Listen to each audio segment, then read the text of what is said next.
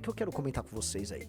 Esse projeto, ele altera a lei para contemplar como, vamos dizer, uma iniciativa terrorista, tá, ou uma organização terrorista, grupos que façam ocupação territorial ilegítima no Brasil.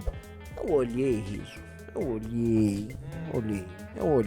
Como é que é?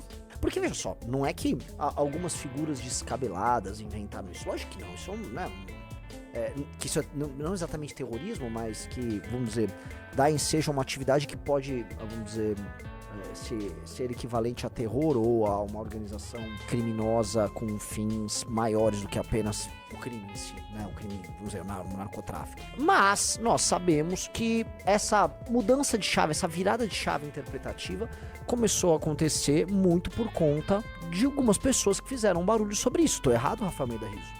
Eu acho que não. Teve algumas pessoas que rodaram o Brasil falando disso, tem discursos rodando no Brasil, tem alguns vídeos virais com milhões de views falando exatamente isso. Sim, são milhões e milhões de views com, vamos dizer, um trabalho abordando isso.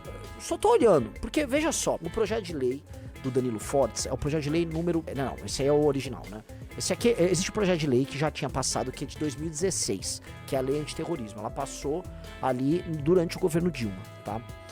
Desce aí, né? A alteração dele, né? Ela altera o artigo 2º dessa lei. E a alteração que ele propõe é... Vamos lá, artigo 2º. O terrorismo consiste na prática por um ou mais indivíduos dos atos previstos nesse artigo motivados por xenofobia, discriminação ou preconceito de raça, cor, etnia e religião, ou para impor... Agora é a parte que ele coloca. Veja só o que ele coloca. Ou para impor domínio ou controle de área territorial. Vou repetir. Ou para impor domínio ou controle de área territorial. Repita, Rafael Almeida Riso, você. Ou para impor domínio ou controle de área territorial. Quando cometidos com a finalidade de provocar terror social generalizado, expondo a perigo pessoa, patrimônio, a paz pública ou a incolumidade pública.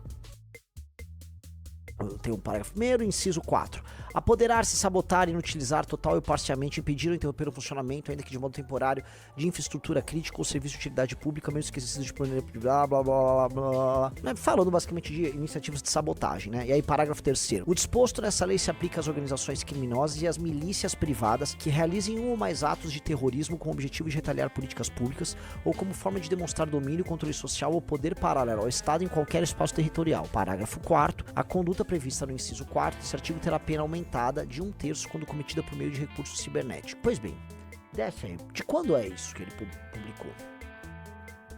27 de março de 2025. Às 11h19 da manhã.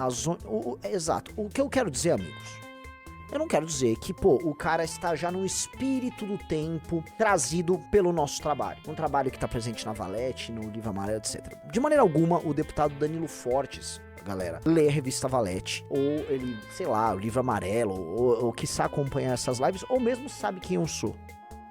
Duvido.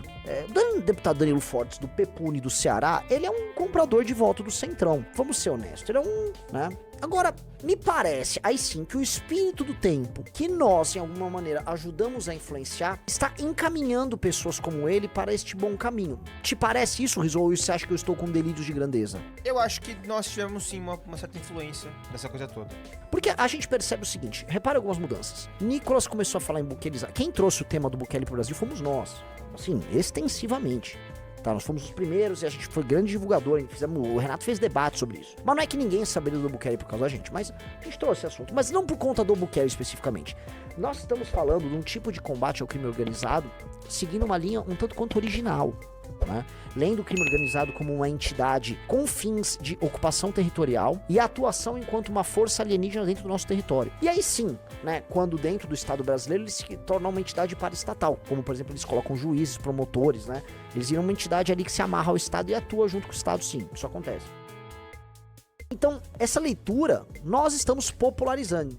Se você pegar, por exemplo, o meu discurso, galera, no Congresso do MBL de 2023... Tá, no final dele, quando a gente lança a missão, o meu discurso fala exatamente disso. Mas eu já tava falando nas lives de 2023 sobre esse tema. 24 a gente passou o ano todo falando sobre isso. E 25 mesma coisa. 25 a gente tentou até prendeu, matou. A coisa, vamos dizer, assumiu isso. Aí o Zema mudou o discurso, tá imitando, sendo que ele não faz isso no estado dele, né? Não tem prendeu, matou em Minas. né?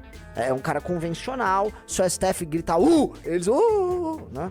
É real. Mas tudo bem, fico feliz que até o cunhanha ali do Zema esteja comprando. Então o Zema comprou, os caras comprou, e o Danilo Forte tá trazendo essa leitura da questão que pra mim é central, que é a questão territorial. A questão da ocupação territorial é a questão mais importante de todas.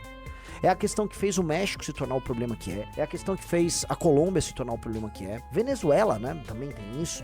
E outros lugares, mas assim, maiormente a questão colombiana e a questão mexicana são as mais óbvias. E isso já é uma questão brasileira também. E eu acho que nós temos que entender o nosso papel nesse jogo. As ideias discutidas na Valete, no Livro Amarelo, né, e nessas lives, elas vão reverberando. Vou dar um exemplo. Qual é o papel da lei anti-Oruan nisso? O tema de segurança pública mais discutido em 2025, meus amigos, foi a lei anti-Oruan. Alguém tem alguma dúvida disso? Alguém tem alguma dúvida que o projeto de lei anti-Oruan, protocolado pela Amanda Vettorazzo, que depois se espalhou para o Brasil, foi a matéria de segurança pública mais discutida de 2025? E a forma como a gente revestiu de argumentos a lei anti-Oruan é da seguinte maneira. Existe um estado paralelo e existem os divulgadores da autoridade que o crime organizado exerce nesse estado paralelo. Portanto, o objetivo do criminoso ao tecer los pro crime organizado não é só falar que eles vendem muita droga, mas sim que eles têm uma autoridade específica e essa autoridade é territorial. Então, sim, nós somos, em grande medida, nós temos o nosso dedo enfiado ali dentro desse projeto e eu fico muito feliz que isso esteja acontecendo. Eu fico muito feliz que esta pauta esteja andando. Ainda que este projeto em si seja inócuo, se não acompanhado de uma intenção de guerra contra o crime. Então, se você não tiver uma leitura de que há uma guerra a ser feita contra o crime, esse projeto é legal, é um passo à frente, mas de nada vai servir. E 2, a aplicação do direito penal do inimigo contra o crime organizado. Porque de nada adianta você tratar como terrorista e você aplicar contra eles as nossas leis penais inócuas. Tanto as leis penais quanto as leis de processo penal. De nada adianta. De nada sério. Então, isso aqui é um passo à frente, mas não é uma solução.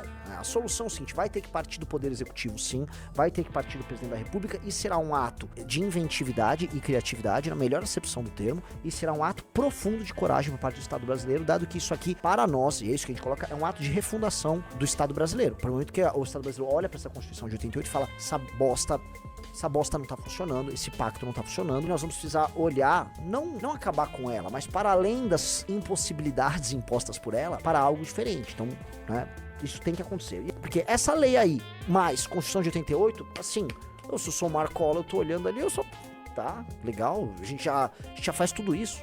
Alguma coisa mudou, né?